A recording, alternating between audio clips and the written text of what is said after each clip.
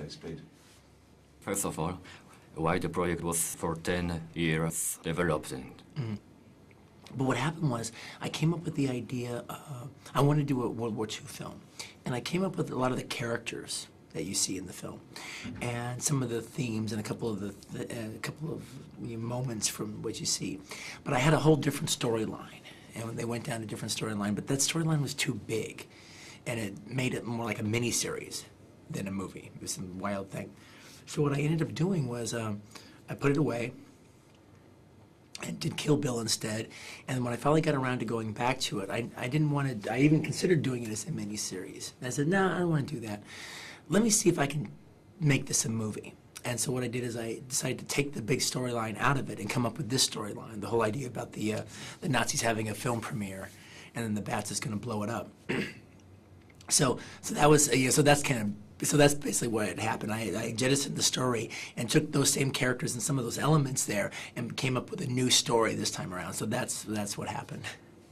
Today, I think this time we're screening the Leone film. Oh yeah, the show, yeah, Duck You Sucker, yeah. This movie was inspired by spaghetti westerns as well, but what's the genre of it and who's the main character, because there are a lot of plots?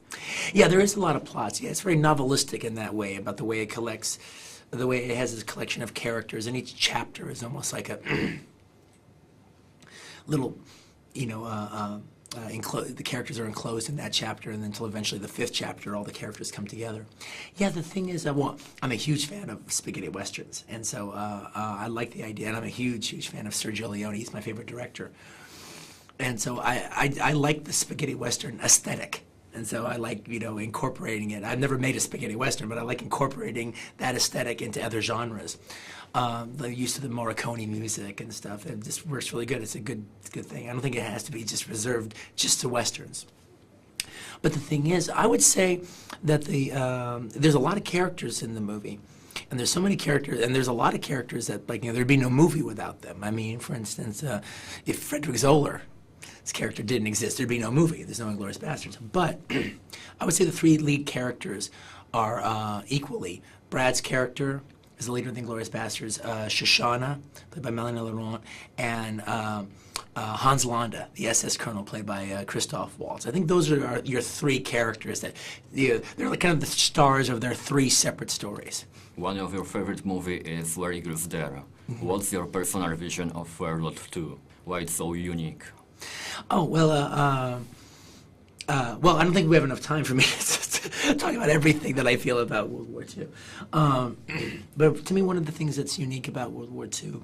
No, I mean your vision about the war. Because it's very specific. Yeah. Oh yeah.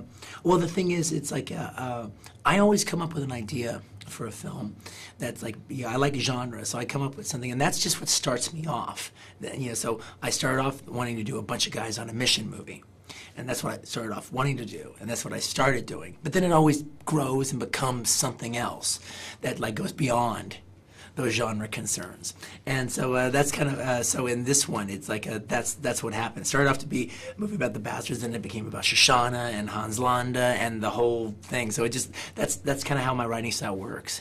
All right. Thank you very much. Thank you.